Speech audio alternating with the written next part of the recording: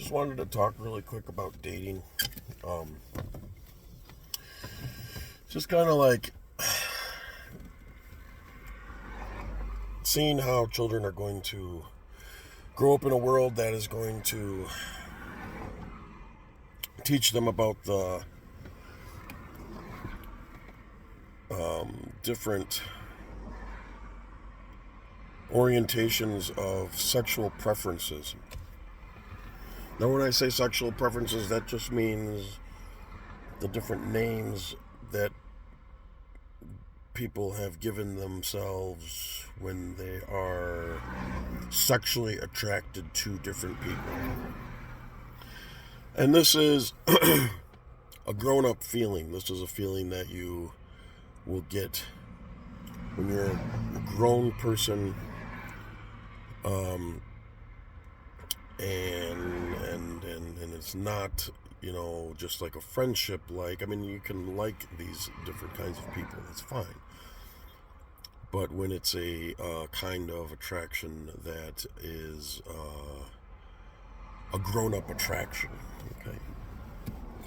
And a lot of people are like trying to fight against all these different gender groups. These people that have decided that they have their own gender group. Okay, I'm attracted to this kind of person, this kind of person, this kind of person, so I am a different gender than just a male or female. So, and it kind of comes down to what it all comes down to when it comes to dating and procreation and mating in all animals that exist is that there is a competition happening. We think about two deer in the woods, two male deer. They grow antlers, and they don't want to share their women.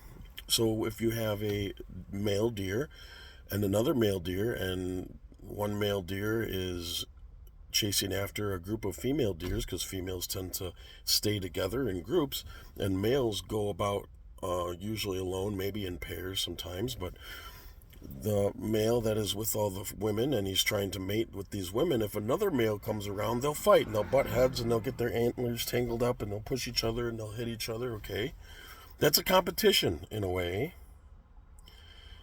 They don't call it a competition, that's just their life. Same thing with peacocks. The male peacocks have these big, beautiful feathers, and when they put out their feathers, they attract the females. And another male peacock will put out his feathers, and the females will look at his feathers, and they'll say, "I like this male's feathers better," so they'll choose that male. There's all different kinds of these competitions, and a lot of it comes down to fighting and violence, and some of it comes down to a beauty competition, if you will, between males. And sometimes it's the females that are in the competition in a way.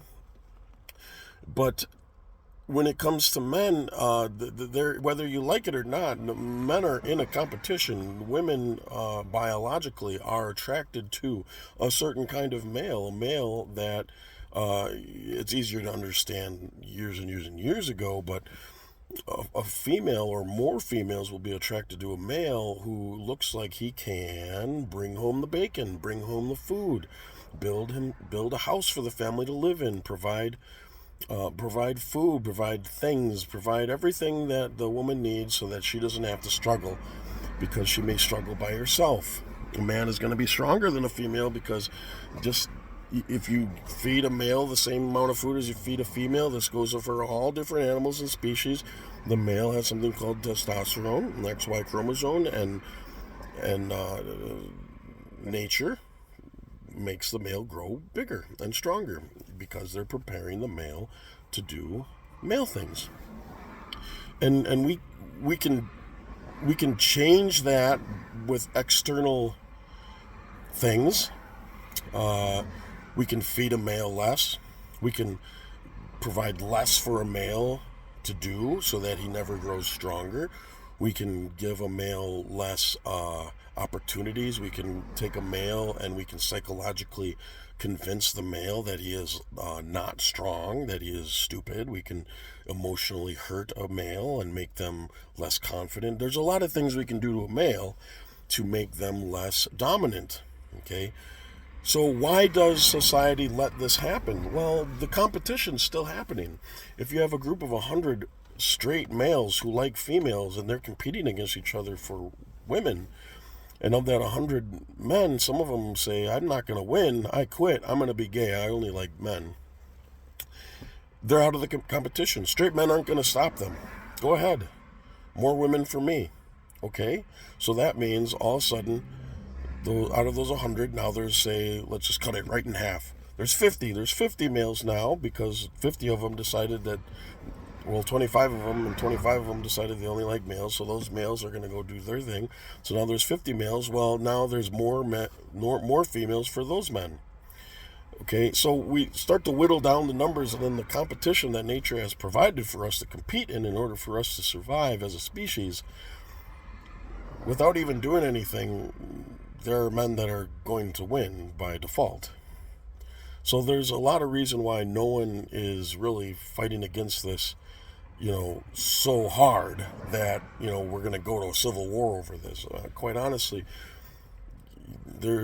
there's not going to be a huge kickback on it because it's not really a lose-lose, or it's not a winner or loser situation. For some of the straight men, it's a win-win competition because men are taking themselves out of the equation, and women that they're not attracted to anyways are taking themselves out of the competition. So that's why there's not a big fight back against it. Now, at the same time, we have women who are not trying to find a mate for life. So they're sleeping with a lot of men. They're giving the most precious thing that they have to a lot of men.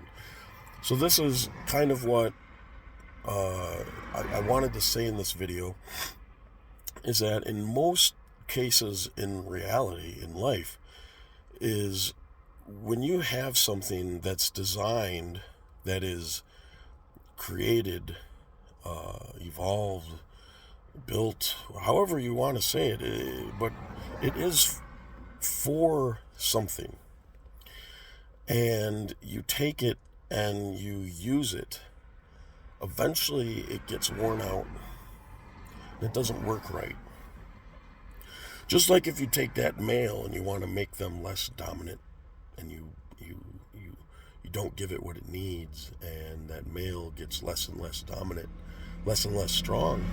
Well, if you take a female and you let that female just wear herself out, and then she's not going to be as high value. So what I'm saying is, keep your most precious parts of yourself to yourself until you know everything you can possibly know about a person that you want to give those things to them.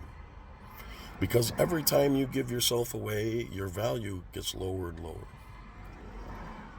Because the truth is, people don't go through a dishwasher. People don't go through the washroom. We don't get thrown in the washer and then the dryer and we come out squeaky clean. And even laundry doesn't come out the same. When you buy a new jacket, that's when it's the best. But after you get it dirty and you put it through the wash, well, now it doesn't fit right. It shrunk a little bit. It still's got a little bit of a stink on it. Okay, stay the new jacket. Okay, because that's when you're going to be the highest value. That's when you're the best you. Work on yourself as you are and who you want to be before you give yourself to someone else. Because if you keep giving yourself to someone else over and over and over, the person who is going to take advantage of that, their worth is going to be less and less too, because that's all they're looking for, is for you to just give yourself up.